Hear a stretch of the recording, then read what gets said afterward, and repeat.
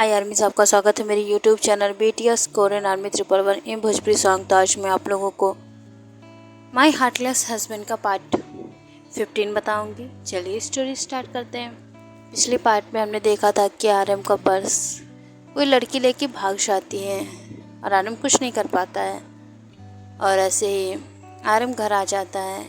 यहाँ पर शेके जो कि बहुत ज़्यादा ही टायर्ड हो चुकी थी और वो सो जाती है।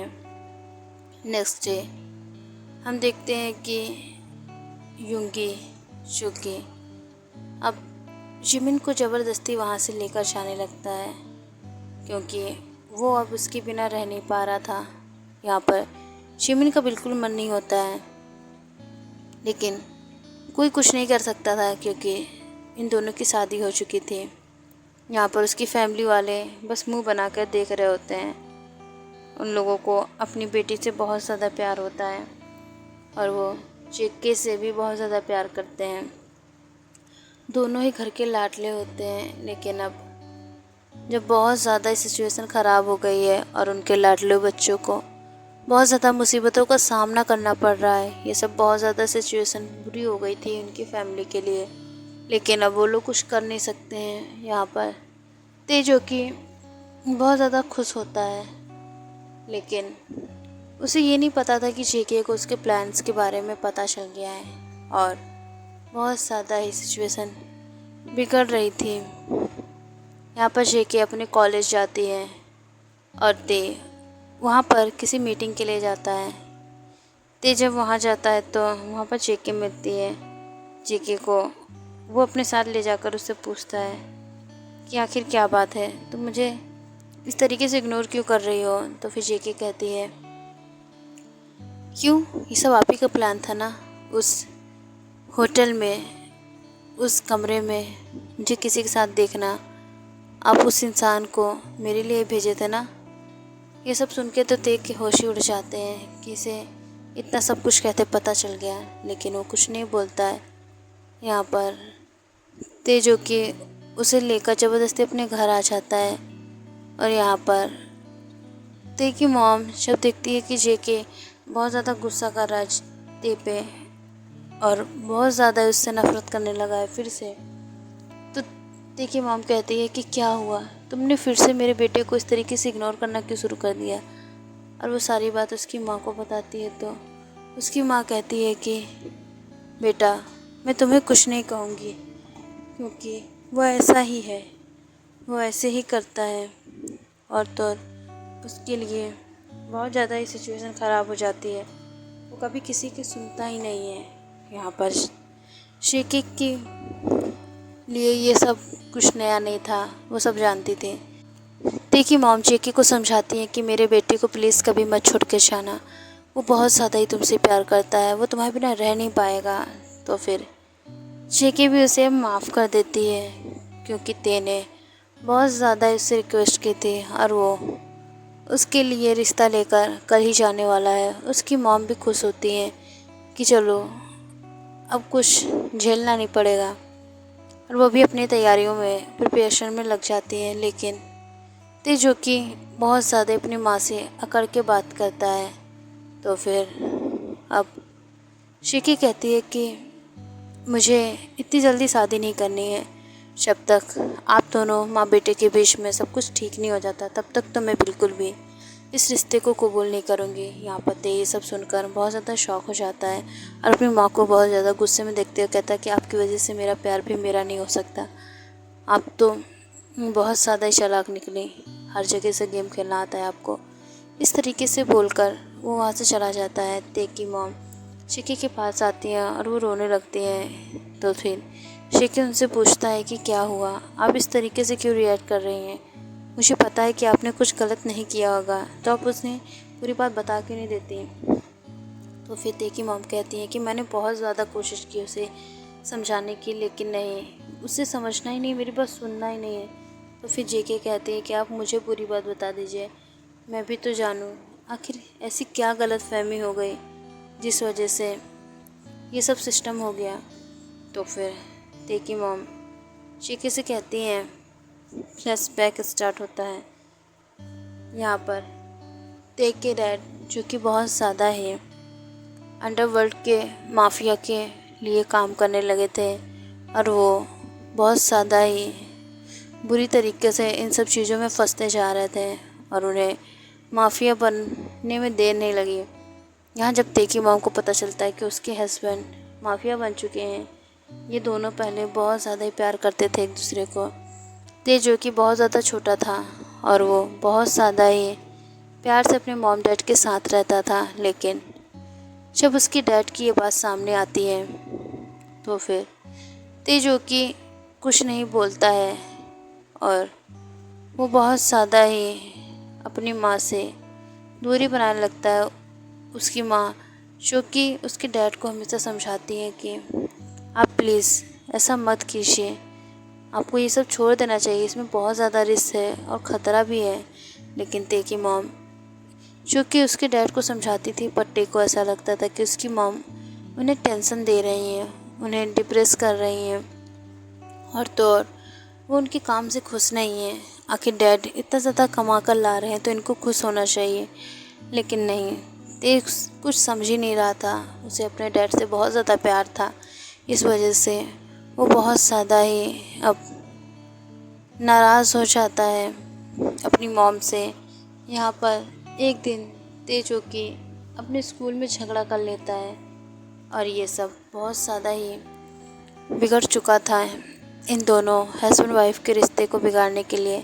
ते जो कि किसी बच्चे को मार देता है और बहुत बुरी तरीके से, क्योंकि वो कुछ गलत किया था ते के साथ। लेकिन ये सब जब उसकी मॉम को पता चलता है तो वो उसके डैड को चिल्ला के कहती है कि सब आपकी वजह से हुआ था, कहा था मैंने कि बच्चों के सामने इस तरीके से हरकतें मत किया करिए और मैंने कहा था ये सब काम छोड़ दीजिए। आपने अपनी तरह इसे भी एक माफिया बना दिया है, ये सबको मारता फिर रहा है। अब मुझे आपके साथ नहीं रहना, अगर आपको अपना माफिया काम चुनना है तो आप चुनिए या तो मुझे चुनिए, लेकिन अगर आप मुझे चुनेंगे तो आपको ये काम छोड़ना पड़ेगा। ये सब कहकर वो रोने लगती हैं। ते के डैड उन पे हाथ भी उठा देते हैं तो फिर बहुत ज़्यादा ही ते की मॉम को गुस्सा आता है और कहती हैं ठीक है, आप अपने काम के साथ रहिए, मैं जा रही हूँ। और वो ते का हाथ पकड़कर उसे भी अपने साथ ले जाती हैं। ते का जाने का मन नहीं होता है, लेकिन उसके डैड कहते हैं कि अपने मॉम के साथ रहो। ते के डैड भी बहुत ज़्यादा गुस्से में होते हैं और वो भी बहुत ज़्यादा ही गुस्से में उनकी बात को इग्नोर कर देते हैं। यहाँ पर बहुत साल बीत जाते हैं, लगभग 5 साल, और ते जो कि थोड़ा सा समझदार हो चुका था, यहाँ पर ते ने फिर से झगड़ा किया होता है और बहुत ज़्यादा ही सिचुएशन ख़राब हो चुकी थी। यहाँ पर ते के मॉम डैड दोनों को ही कॉल करके बुलाया जाता है और तो और ते के डैड जो कि बहुत ज़्यादा ही शर्मिंदा होते हैं इन सब के लिए।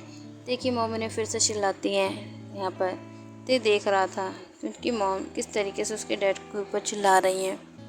यहाँ पर सिचुएशन तब ख़राब हो जाती है जब ते के डैड वापस आते हैं और वो ते की मॉम से बहुत ज़्यादा ही प्यार करते थे, इस वजह से वो उनका हाथ पकड़कर कहते हैं कि प्लीज़ प्लीज़ मुझे छोड़कर मत जाओ, अब मैं तुम लोगों के बिना नहीं रह पाऊँगा और ख़ास तौर पे तुम्हारे बिना। हाँ, मानता हूँ मैंने गलती की थी, मैंने वो काम भी छोड़ दिया, अब तो मेरे पास आ जाओ, प्लीज़ प्लीज़ मेरे पास आ जाओ, मैं तुमसे बहुत ज़्यादा प्यार करता हूँ। देखो हम दोनों ही अपने बच्चे को संभाल लेंगे, उसे इस तरीके से समझाएंगे कि वो आज से लड़ाई झगड़ा नहीं करेगा, प्लीज़ मान जाओ। यहाँ पर ते की मॉम भी बहुत ज़्यादा ही खुश हो जाती हैं अपने हस्बैंड को देखकर, क्योंकि जिस काम के लिए उन्होंने मना किया उसका हस्बैंड वाकई में मान गया है। तो अब वो बहुत ज़्यादा ही खुश होकर उसे गले लगाती हैं और दोनों ही एक दूसरे को किस करते हैं। यहाँ पर ते जो कि अभी वहाँ ऑफिस से डांट खा कर आया था, बहुत ज़्यादा गुस्से में होता है। यहाँ पर ते के मॉम डैड गाड़ी में बैठे होते हैं और वो बहुत ज़्यादा ही खुश होते हैं, लेकिन तभी कोई ट्रक उनको बहुत ही बुरी तरीके से टक्कर मारती है और बहुत ज़्यादा ही सिचुएशन बिगड़ जाती है।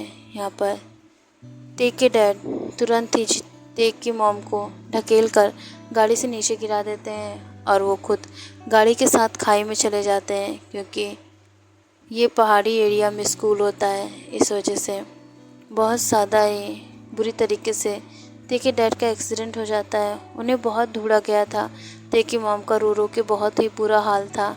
और यहाँ पर चूँकि ये सब देखकर उसे ऐसा लगता है कि उसकी मॉम ने ही डैड को मार दिया, क्योंकि वो माफिया में थे। यहाँ पर कि डैड को ये पता था कि उन्होंने माफिया वर्ल्ड छोड़ दिया है, पर वहाँ के लोगों को ये बात हज़म नहीं होगी, क्योंकि वो एक पावरफुल थे और वो बहुत ज़्यादा ही माफिया वर्ल्ड के लिए सपोर्टेड थे और वो बहुत ज़्यादा ही काम के आदमी थे।